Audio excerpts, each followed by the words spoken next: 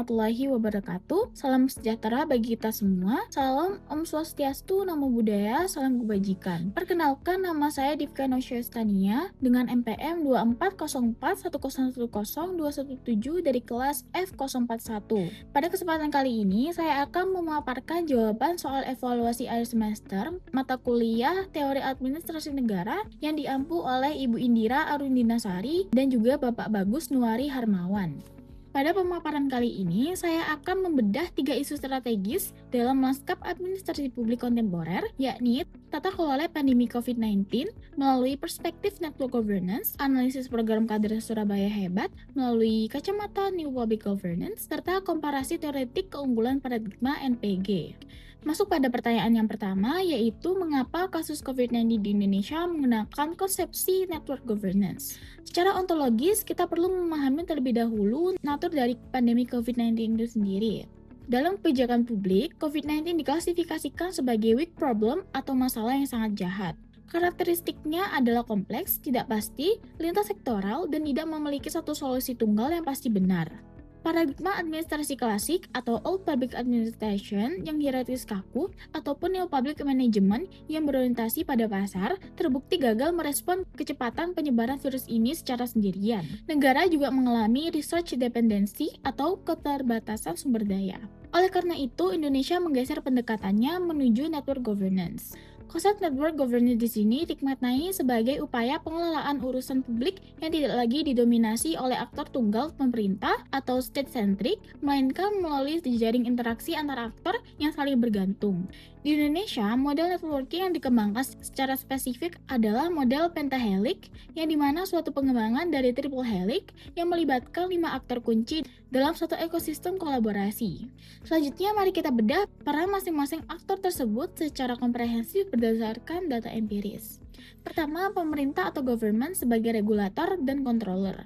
Pemerintah tidak lagi berperan sebagai rowing atau pendayung sendirian, tetapi sebagai steering atau pengarah sekaligus fasilitator. Peran nyatanya terlihat dalam pembentukan gugus tugas percepatan penanganan COVID-19 yang kemudian bertransformasi menjadi Satgas Penanganan COVID-19 dan Komite PCPEN. Pemerintah juga menyusun regulasi krusial seperti PPKM Mikro, Keputusan Presiden Nomor 7 Tahun 2020, hingga realokasi APBN atau refocusing untuk jaring pengaman sosial. Kedua, akademisi atau akademik sebagai konseptor. Peran akademisi sangat vital dalam evidence-based policy. Kebijakan pemerintah tidak bisa berjalan tanpa adanya data saintifik. Contoh empirisnya adalah peran Fakultas Kesehatan Masyarakat UI dan Eichmann Institute dalam melakukan pemodelan epidemiologi untuk memprediksi puncak gelombang kasus. Riset akademisi inilah yang menjadi landasan apakah kita harus melakukan pengetatan atau pelonggaran aktivitas. Ketiga, dunia usaha atau bisnis sebagai enabler. Sektor swasta telah mengisi celah fiskal negara, yang dimana kita melihat bahwa BUMN dan perusahaan swasta berkolaborasi mengubah lini produksi mereka untuk memproduksi APD dan masker medis ketika terjadi kelangkaan di awal pandemi. Selain itu, program vaksinasi gotong royong adalah bukti nyata keterlibatan sektor bisnis untuk mempercepat herd immunity di lingkungan industri, sehingga beban APBN dapat sedikit berkurang. Keempat, komunitas atau community sebagai akselerator, yang dimana salah satu kekuatan unik di Indonesia yaitu modal sosial. Di Jawa Timur, kita mengenal konsep kampung tangguh Semeru, sementara di Jawa Tengah ada Joko Tonggo. Dan sebagai manifesti community-based governance. Masyarakat di level RT atau RW secara mandiri melakukan lockdown lokal, menyediakan lumbung pangan bagi warga, isolasi mandiri, dan melakukan pengawasan sosial. Tanpa peran aktor komunitas ini, kepatuhan protokol kesehatan tidak akan pernah bisa menjangkau level akar rumput. Kelima, model peran sebagai expander. Media berperan ganda yaitu sebagai diseminator informasi kebijakan dan sebagai watchdog. Di satu sisi, media juga mengamplifikasi pesan 3M yaitu mencuci tangan, memakai masker, dan menjaga jarak. Di sisi lain, media juga berperan untuk menangkal disinformasi atau hoax yang sangat masif beredar. Kolaborasi pemerintah dengan platform digital dan media massa menjadi kunci manajemen komunitas krisis. Saya sebagai mahasiswa administrasi publik harus memiliki pandangan yang kritis mengenai penerapan network governance yang memiliki hambatan utama. Yang pertama, masalah koordinasi dan ego sektoral. Di awal pandemi terjadi ketidaksinkronan antara pemerintah pusat dan daerah, misalnya DKI Jakarta dan pusat. terkait izin PSBB, yang menunjukkan bahwa jaringan komunikasi politik sempat tersumbat. Yang kedua, validitas data atau data asimetri. Kekacauan data penerima bansos atau DTKS menjadi bukti bahwa interoperabilitas data antar aktor masih lemah. 3. Trust deficit. Sempat terjadi krisis kepercayaan publik akibat inkonsistensi pernyataan pejabat publik di awal pandemi yang sedikit banyak menghambat partisipasi non-aktor negara. Kesimpulannya untuk poin pertama, network governance model pentahelix adalah pilihan inevitabilitas bagi Indonesia. Keberhasilannya sangat bergantung pada kepemimpinan yang adaptif dan kepercayaan antar aktor dalam jaringan tersebut. Beralih ke pertanyaan yang kedua mengenai analisis pemerintah kota Surabaya, yaitu Kader Surabaya Hebat atau KSH, dalam penanganan stunting ditinjau dari paradigma New Public Governance atau NPG. Untuk menganalisis ini, kita harus merujuk pada pemikiran Stephen Osborne tahun 2010 tentang NPG. Paradigma NPG menekankan bahwa pelayanan publik bukan lagi sekedar transaksi antara penyedia dan pelanggan seperti di NPM, tetapi sebuah proses CO production dan CO creation. Fokusnya bergeser dari efisiensi internal birokrasi menjadi efektivitas sistem penyampaian layanan atau service delivery system yang melibatkan seluruh masyarakat.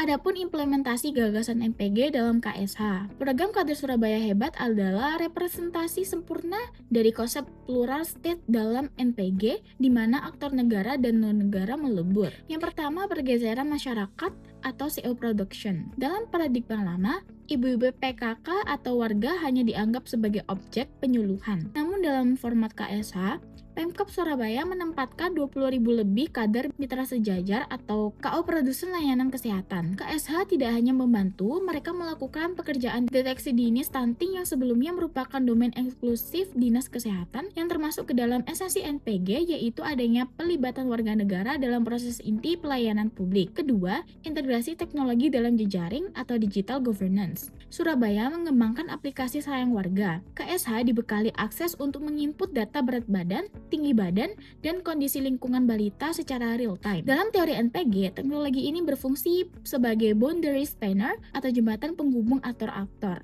Data yang diinput oleh kader atau masyarakat langsung menjadi basis pengambilan keputusan intervensi gizi oleh lurah dan puskesmas atau pemerintah. Rantai birokrasi yang panjang dipangkas melalui jejaring digital ini. Ketiga, holistic approach. NPG menekankan penyelesaian masalah secara holistik. KSH tidak hanya mengurusi balita, tapi juga lansia dan lingkungan yang mencerminkan pandangan NPG bahwa masalah publik seperti stunting saling terkait dengan sanitasi, ekonomi keluarga, dan pola asuh, sehingga penanganannya harus terintegrasi oleh satu aktor jejaring di level terdepan. Meskipun program ini menurunkan angka stunting Surabaya secara signifikan hingga 1 digit, terdapat pula hambatan struktural dan kultural. Pertama, beban ganda dan burnout. Dari aspek SDM, dalam MPG kita sangat bergantung pada keleraan atau voluntarism, namun realitanya KSH dibebani target kinerja sangat birokratis melalui target input aplikasi, laporan bulanan, dan sebagainya. Terjadi juga ketimpangan antara intensif yang bersifat transport dengan beban kerja profesional yang berpotensi menimbulkan burnout atau kelelahan pada kader yang mayoritas adalah ibu rumah tangga.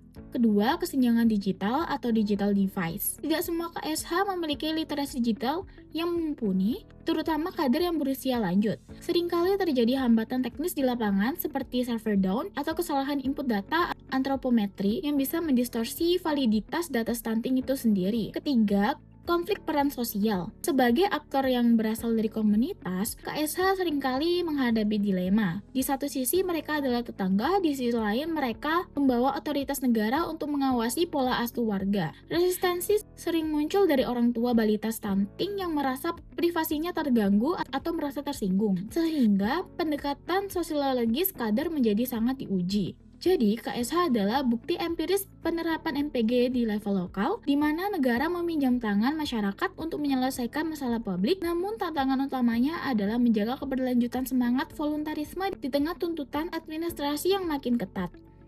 Sampai pada pertanyaan terakhir, yaitu mengapa paradigma New Public Governance atau MPG dianggap menjadi solusi yang lebih unggul dibandingkan paradigma pendahulunya, yakni Old Public Administration atau OPA dan New Public Management atau MPM. Untuk menjawab soal ini, saya akan menggunakan komparasi teoretik 3 dimensi, kemudian saya dukung dengan contoh empiris.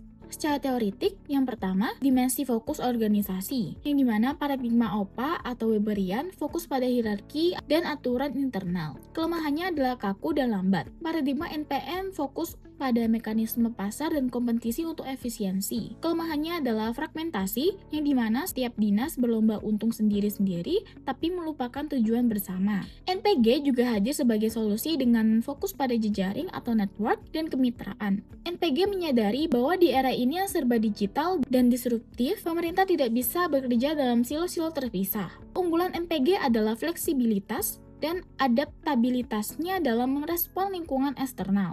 Yang kedua, dimensi nilai dasar atau public value. OPA mengejar nilai kepastian hukum dan stabilitas. NPM mengejar efisiensi biaya atau cost efisiensi. Sementara NPG mengejar apa yang disebut Mark Murray sebagai public value atau nilai publik. NPG tidak hanya bertanya apakah ini murah seperti NPM, tapi bertanya apakah ini bermanfaat dan melibatkan legitimasi warga. NPG mengembalikan demokrasi ke dalam administrasi publik yang sempat hilang di era NPM yang terlalu bisnis sentris. 3. Dimensi hubungan aktor. Dalam OPA, warga negara adalah konstituen atau pasif. Dalam NPM, warga negara adalah pelanggan atau customer yang membeli layanan. Dalam MPG, warga negara adalah partner atau CO producer yang solusi sesungguhnya yaitu dengan memberdayakan warga negara bukan hanya untuk menuntut haknya tapi ikut berkewajiban menciptakan kualitas layanan. Adapun contoh konkret dalam pembangunan mall pelayanan publik atau MPP atau layanan smart city. 1. Jika kita menggunakan pendekatan OPA untuk mengurus KTP, SIM, dan izin usaha, warga harus datang ke 3 kantor berbeda yaitu ke Dinas Kependudukan dan Pencatatan Sipil atau Dispenduk Capil, Kepolisian Resor atau Polres, Dinas Penanaman Modal dan Pelayanan Terpadu Satu Pintu atau DPMPTSP, birokrasi terpisah-pisah, prosedur berbelit, dan waktu terbuang yang sangat tidak solutif. Kedua, jika kita menggunakan pendekatan NPM, maka setiap dinas mungkin membuat aplikasi online sendiri-sendiri supaya terlihat keren dan efisien. Akibatnya, warga harus mengunduh 10 aplikasi berbeda untuk 10 urusan, yang termasuk efisiensi bagi dinasnya tapi merepotkan bagi warganya. Bisa disebut dengan fragmentasi layanan. Ketiga, pendekatan NPG sebagai solusi. Jadi, NPG mengintegrasikan semua aktor tersebut seperti kepolisian, Pemda, BPN, imigrasi, dan perbankan ke dalam satu sistem jejaring yang disebut MPP atau satu super app.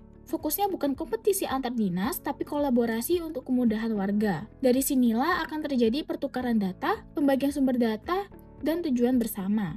Contoh lain adalah penataan kawasan kumuh atau slum upgrading. OPA cenderung menggunakan penggusuran paksa atau legalistik. NPM mungkin akan menyerahkan lahan ke pengembang swasta atau privatisasi. MPG akan menggunakan pendekatan seperti Community Action Plan, di mana pemerintah, NGO, dan warga berdiskusi untuk merencanakan penataan kampung tanpa menghilangkan hak hidup warga. Dengan demikian, NPG menjadi solusi superior karena ia lebih manusiawi, lebih demokratis, dan lebih relevan dalam menangani kompleksitas masalah modern yang membutuhkan integrasi sumber daya lintas sektor. NPG juga mengubah warga birokrasi dari yang sekedar memerintah menjadi melayani bersama. Demikianlah analisis mendalam yang saya sampaikan untuk menjawab ketiga pertanyaan evaluasi akhir semester. Harapannya dari paparan saya ini dapat menunjukkan pemahaman saya terhadap evolusi teori administrasi negara dari yang klasik hingga kontemporer, serta aplikasinya dalam kasus nyata di Indonesia. Terima kasih atas perhatiannya. Mohon maaf apabila ada kekurangan dalam penyampaian. Saya akhiri. Wassalamualaikum warahmatullahi wabarakatuh.